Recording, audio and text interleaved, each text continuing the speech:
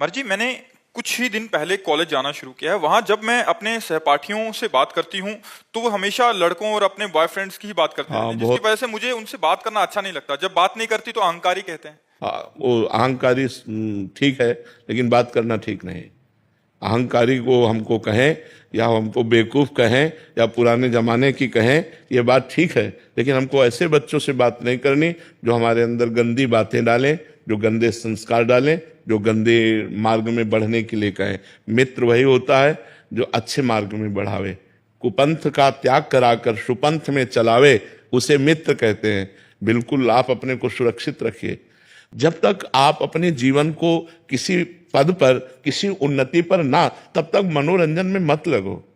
ये जो देह का गलत संबंध है, ये तुम्हारे मन को इतनी जल्दी खींच लेगा कि फिर पढ़ाई में भी मन नहीं लगेगा, आपको अपने मम्मी पापा की आज्ञा का पालन करने का मन नहीं लगेगा। धीरे धीरे आप व्यसन में उतर जाएंगी, धीरे धीरे आप गंदे आचरणों में उतर जाएंगी। तो जो आप हमारे देश में आकर के कोई उन्नति करने वाली थी, वो आपसे नहीं फिर हो पाएगी। देखो हमारे देश में आजकल माताओं बहनों का बहुत बड़ा स्थान है।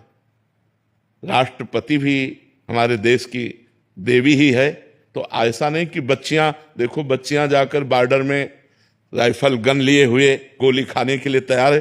कभी भी कहीं से भी गोली आ सकती है, लेकिन हमारी बच्चियों में कोई कमी, वो पूरे। पर अगर हम स्कूल पीरियड में ही अपने मन को विभाजित कर देंगे व्यसन में, व्यभिचार में, ये गंदी बातों में, तो हम आगे उन्नति कैसे प्राप्त कर पाएंगे? अभी हम बच्चे हैं।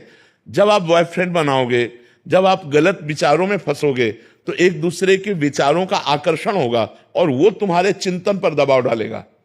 चाहे वो कामासक्त करके, चाहे वो काम क्रीड़ा के बाद का दबाव, वो दबाव आपको धीरे धीरे व्यसन की तरफ ले जाएगा और व्यसन का दबाव पतन की तरफ ले जाएगा। देखो बताओ, इस बच्चे से पूछो कि तुम्हारे संग में कितने ऐसे हैं जो तुम्हारा साथ देने वाले हैं?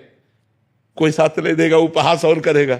हमारे परिवार हो, हम आपको सुधारने के लिए प्रेरणा करते हैं कि आप ऐसे आचरणों से यदि युक्त रहेंगे तो आध्यात्मिक और आधुनिक दोनों उन्नतियां आपकी पतन की तरफ चली जाएंगी। अगर आप संयम से रहेंगे तो आप आधुनिक और आध्यात्मिक दोनों उन्नति को प्राप्त हो सकते हैं। तो आप बच्चा अपनी स्थिति में रहिएगा, किसी के चक्कर में मत पड़िएगा। कोई अहंकारी कहे या कोई पुराने जमाने की कहे या कोई बेवकूफ कहे, हमको इन बातों से लेना देना नहीं। हमें धर्म से चलना है, पवित्र होकर चलना है।